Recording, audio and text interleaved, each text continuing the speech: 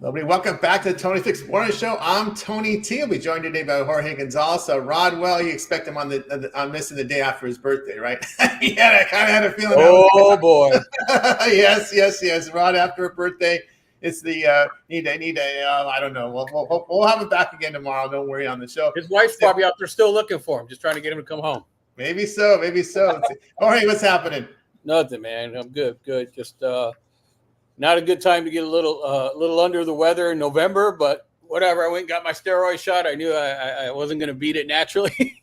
It's still warm here, beautiful. Not complaining about that. Then it's cold tonight. And then you think you're okay with allergies, but yeah. Well, when I heard Rui missed because of illness, that's right. We're now in flu season. So in Vegas, it's heck 60, 70 during the day, 40 at night. And, we have every allergen in the world here. There's only so many places in town. But anyway, I'll feel better. We got enough info there. And I'm me. I don't blow myself up in November. If I got to put on the brakes for a little bit, I have no problem with that. I'd rather keep my customers making some money. That's the way it is. All right, let's continue. Let's get on our way here with the Tony S'more Show. Well, Thursday Night Football night, little divisional action here between the Bengals and the Ravens. We're going to see the Ravens laying at 6 in this one, total about 53 and a half. From an opener of 52 and a half. How do you see this one? Under. Just kidding. Just kidding. They scored 70-something points in their first game, right? And that's when Burrow wasn't even playing well. That's right. They're going to have T. Higgins back. He threw 5 touchdowns last week and had a meltdown in the third quarter. Well, since we don't have Rod today, somebody's pretty fired up behind me here. We may have some underdog calls here. We'll see. Good. Charlie, but before I can hear behind me, he may be jumping in on some picks. But yeah, they scored a bunch last week. He's remember ever since he's got there, they've been horrible in September. The Bengals, and then they catch fire. Other reason for the total over is they had to pick up a running back from not sure where they picked up maybe the Bears. Herbert, I believe it is. They don't have it right in front of me. Higgins might play tonight. He's it was in there. He's in the status here is doubtful. That's what they said with this quad. That's the question mark there. Doubtful. I think I saw something said a little bit more questionable that he might play. He's kind of tough. He's kind of showed up a couple times when they said he wouldn't. So I don't know. I mean, it's possible. Burrows don't need him. If you got to chase in there, you're fine. Every other guy's going to be one-on-one. All you got to do is get there. Burrow will get him the ball. I mean, the dude's super accurate. So he's just one of those guys that, if you have 2 of them, then that tight end's going to be open all day. He's going to have the slowest linebacker on him. But anyway, super, in the +7, they just beat them. They said if you remove Cleveland from the equation over the last certain period of time, don't have that. They said the dog covers 68% between the Ravens, the Steelers, and the Bengals. And over 6 or anything over 6. So that is truly the dogfight division. There's no other way. If you can get a 7, there's no other way to bet +7. Yeah, unfortunately, it's 6 right now. So it's right now. Oh, well, everybody jumped on it then. I know there were some 6.5s, and I think it was over at covers. I saw it opened 6, and it's come down. Yeah, it's got as high as 6.5 somewhere. Let me see where that's at. There was a 7 at covers, but I mean, it's not popular. It doesn't matter if it's not on the website. FanDuel has 6.5, but everybody else, the world is at 6 right now. Okay, they said 6.5, 7, but that obviously was early. That's all you're going to get. They've already beat them once. I don't know. Is Lamar been another great stat though? Tony is Lamar's the best the best quarterback in the first half against the spread in the history of the NFL. So, yeah, and also the Ravens have not lost under Harbaugh. Have not lost a Thursday night game. So that's strong. But I want to go ahead and take the dog in this one. When you look at Baltimore at home against the division, they've been tight games. 1-5 of the spread at home against the division. I could easily see Baltimore win and not cover here to keep that win streak going. That's in the place as well. But the issue here with the Ravens defense has been against the division. When you look at the Ravens against the division, giving up 71% completion rate, 346 yards per game, 8.7 yards passed up. These division opponents know how to attack this Ravens secondary better than anybody you would expect because they play them twice a year, sometimes 3 if it's a playoff game, right? So you've got a lot there. The only way to beat that kind of defense that McDonald's was running. They got the 2 safety deep back, but you got to go over the top. You're not going to get their blitzing. There's their linebackers. They're super looking clean. I mean, look what he's done for the Steelers defense. Everyone in metrics said he wasn't any good in metrics or shedding off blocks, this, that, and the other. Well, Ravens defense sucks, and the Steelers defense is really good.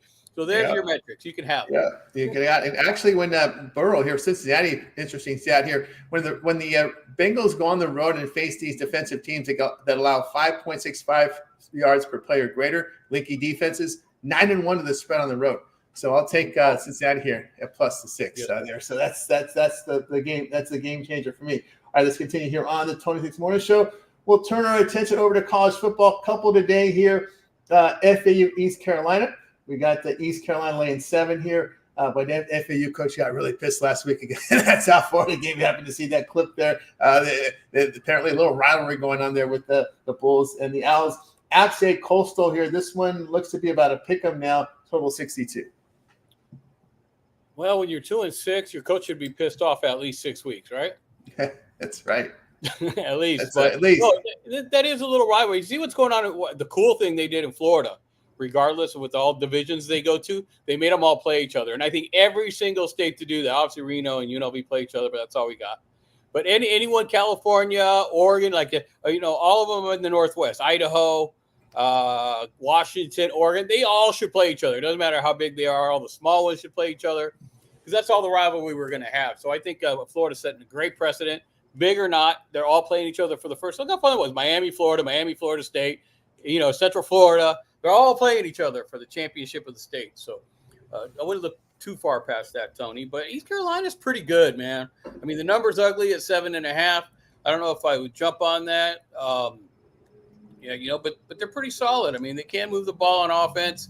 At home games, putting up 36.8 points and giving up 19.5. So pretty solid there. It's not like Florida Atlantic's a good team. 1-2 in their last, and they're giving up 41 points a game. Man, even with the ugly hook, Tony, I'd have to lean with East Carolina. Yeah, from Jorge. Yeah, I'm going to also look at East Carolina. FAU getting outscored by 14 points in their past 2 road games. A massive drop-off in offense production away here for this FAU team. ECU's past 2 home games have resulted in double-digit victories in the conference. I'll lay in that spot. App State and Coastal Carolina. I'll go ahead and take Coastal in this game. I'll take the home team. The App State's defense is really poor right now. This is against the Sun Belt, giving up nearly 6 yards to carry, 8.3 yards per pass attempt. Coastal at home, but pretty good offensive numbers here. Mountaineers have lost 2 straight Sun Belt games on the road. App State 1-7. They're not really going to be a road favorite, and they are a road favorite. You can find -1.5 in there. So 1-7 to the spread as a road favorite is this App State team. So I'll go ahead and take Coastal in this one. All right, Tony, I'm definitely with you on Coastal Carolina. They do have a good offense. Defense are both bad. 62.5. It looks like they're giving up 33 points between them, which would put you at 66. Can't go wrong with a little bit on the over too. They got decent offenses. Coastal Carolina, I think, has above average offense, but leaky defense. There we go from Jorge. Let's continue here on the Tony Sports Show. 3-game card from the NBA as our Thursday games. We'll just run them here. We got Jazz and Bucks. The Bucks going to lay 9.5. There's 10s at Chris. Wow, so there's some movement here toward the favorite. T-Wolves and Bulls. The T-Wolves going to be laying 8.5, total 227. Trailblazers, Spurs. We've got in this one here, the Spurs 4-point favorites. There's some 3.5s popping up now, total 218.5. We can do those one at a time, Tony, since we don't. All right. We're not going to do any hockey. All right. Let's just start with the Jazz Bucks we'll start with. Let me switch games. Hold on one second. Hold on. Minnesota, Chicago.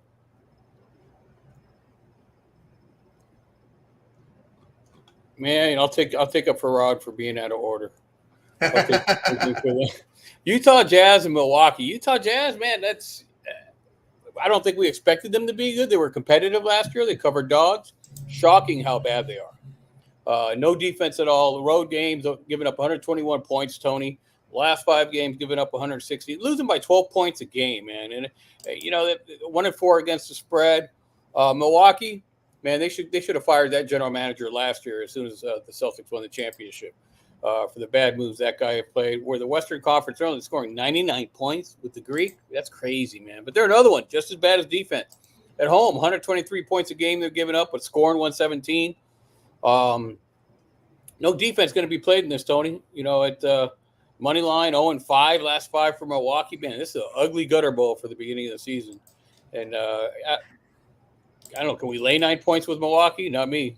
If anything, I'll take the over because I don't think either one of them are going to play a defense. I don't even think either one is going to come back across the half-court line. They're going to be cherry picking. Yeah, that may be the case there. Yeah, I'm with you there. I can't lay it here with Milwaukee. Milwaukee's been terrible as a home favorite, dating back to last year. 16-25 the spread as a home favorite. I'll take the points here with Utah. Utah here, 7-4 the spread on the road, facing teams getting outscored by 3 points or greater per game. So I'll look at Utah here. They cover these big spreads against bad teams over the last year and a half. And the issue here with this Bucks team, man, look at this home defense here, giving up 48% shooting, 42%. Oh my goodness, they're not defending anything here. It's an older team as well. Giannis, by the way, is questionable. We have to announce that here. So there is some injury news in this game. Dillard will go off for 50. Right, Lillard. Yep, he will. Lillard will go. I keep saying Dillard. I always say Dillard. Lillard will go off for 50, guaranteed.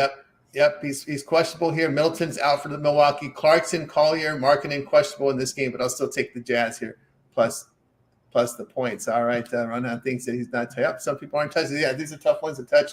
I have no doubt about that. All right, next up we got T-Wolves and the Bulls. We got the T-Wolves here going to be laying 8.5. 9 Bulls back-to-back, total 227. Let's keep an eye on that injury report. It's a clean sheet here for Milwaukee. Ball out for Chicago. Levine questionable. Ball's I think he got a different injury. The Levine is still out. Man, that's a tough one. But they're a scrappy bunch. You know, they're 3-5 against the spread, 3-5 straight up. Minnesota, you know, they lose Towns. Over in the trade, they brought Randall over. It looks like there's going to be some times there for adjustment. Towns went outside. Randall's outside, but he'll go inside. And Gobert's kind of sitting in there. So it takes a lot to get some 2 post players to figure out. They got to do a high-low, and I don't think they've established a high-low just yet. You know, Randall can pull up a 3 from outside and still score from out there, but he'll go down into the paint. He'll get some rebounds, so it's a help. So Gobert doesn't have any offense. If he could pick up his passing game and be the one up at the high, and then be able to come down and crash the boards and follow up on missed shots, his offensive game would drastically increase.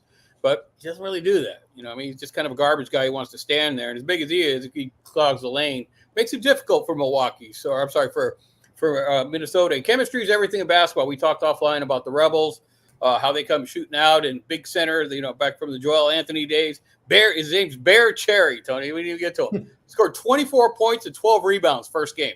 Old school. Like, it was just like a Moses Malone type of attack to the rim. I was like, that guy's been working with Lon Kruger. Lon Kruger's retired but lives in Vegas, goes to the practices. And he was a red shirt. I was like, he worked with Lon the whole year last year because he's playing the way Lon did when he got here to the Elite Eight. You know, we always had a guy who could put his back to the basket. And if he don't make it, he's getting fouled.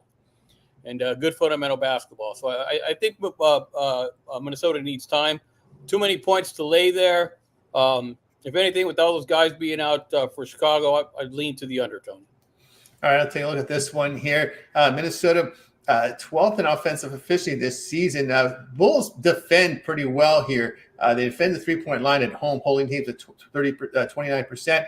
Minnesota not shooting the ball very well on the road, 45%. They're getting outscored by 5 points per game away from home and giving up 47% shooting overall away from home. I'll take the Bulls here at plus the points. All right, let's continue here on the Tony This Morning Show.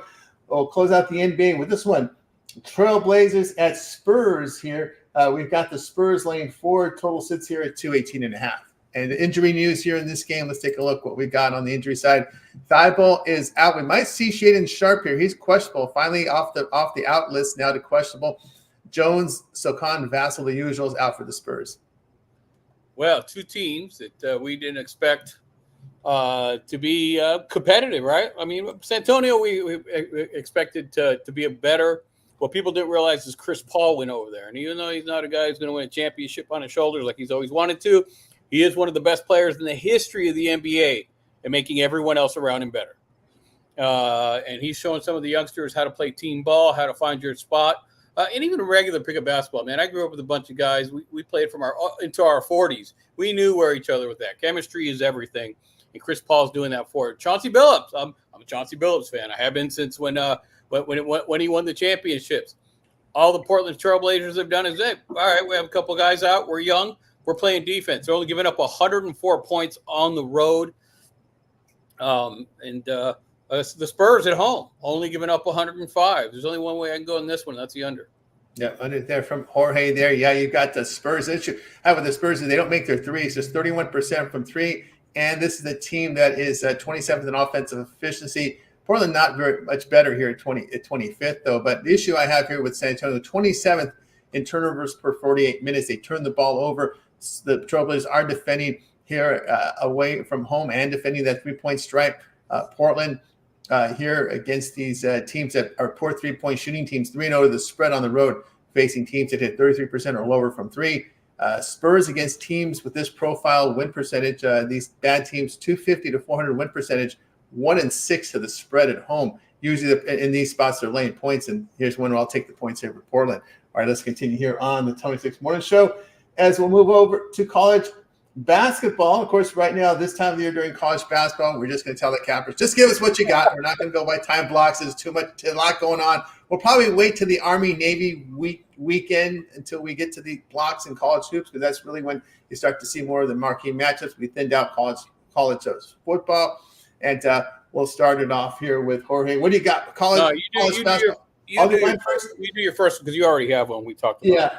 I'm going to go ahead and lay it with UC Davis. Although it's coming down from that big opening line of 5-0, I'll still lay it here 2.5. UC Davis getting better value here with this Davis team. This Davis team has a lot of continuity. Jim Lesson, his 14th year at the school. This is a team that got as far as the Big West Finals last year, and I think they're ready to make a bigger push this season. I'm looking here at this really strong defense here from the Les input into this program. They've been on an upswing. They got players back, and they've brought in some good transfers. So I'm going to go ahead and lay it here with UC Davis, a 20-team win last year, Jorge. Yeah, no, they played extremely well. I'll stay on the West Coast. Those are the teams that I know well. And just from an early game on, St. Mary's. St. Mary's is still super tough.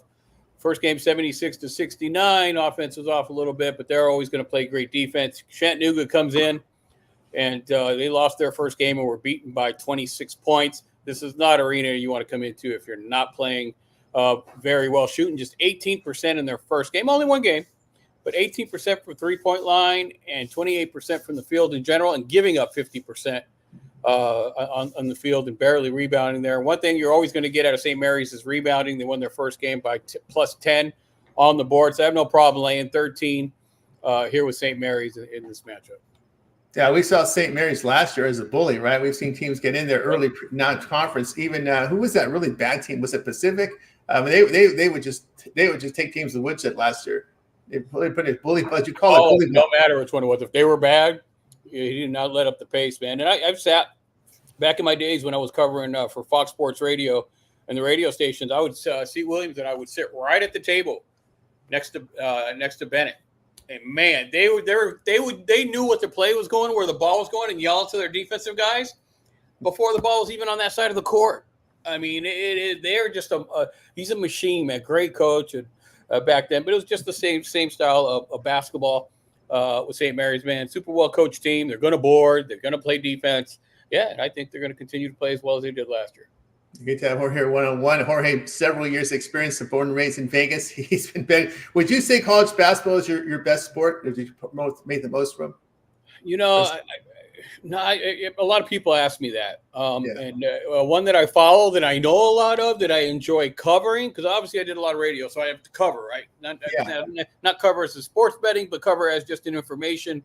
And you get some of the intangibles, and I've always been an intangible guy, and that's why. Yeah, just being around that. So, I mean, I love basketball in general. It just depends that season. Another little quick thing we talked about off air. Yeah. You can catch at the beginning of the season where the odds makers are on a team.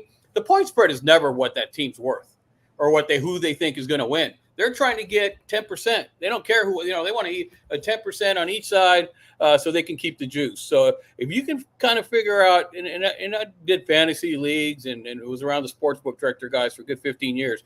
If you can figure out which team they really like and then which ones they're just trying to keep in the 10%, that gives you a good 2, 3, 4, 5% advantage to know that, hey, they're just going to put that there to try to get the sharp dog guys. And there's a lot.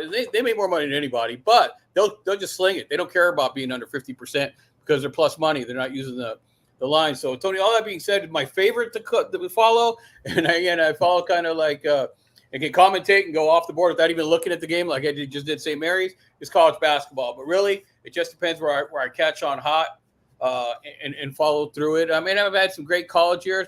Back in the days, because I would cover and research all 110 teams, but I'm not going to say I'm an expert at college basketball with 300 teams, and this book over here is giving me carpal tunnel every time I got to go in there and read on these teams.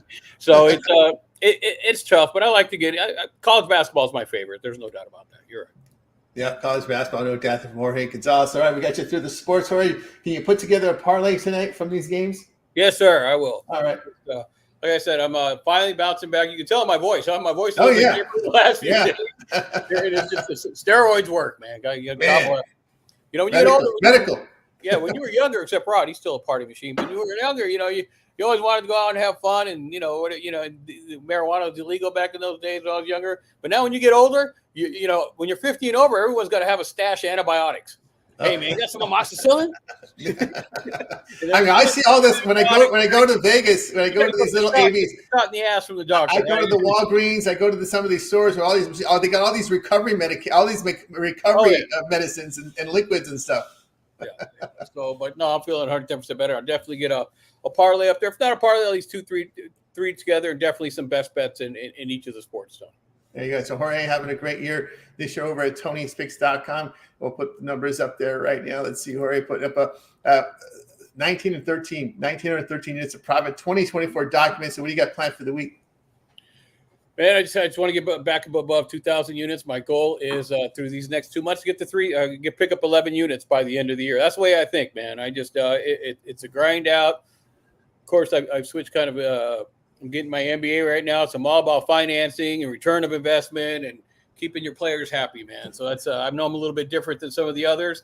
If someone wants to follow me, and especially my late steam stuff, where I'm looking or I see a line or I can find some kind of edge, I think that's where I do the best, Tony.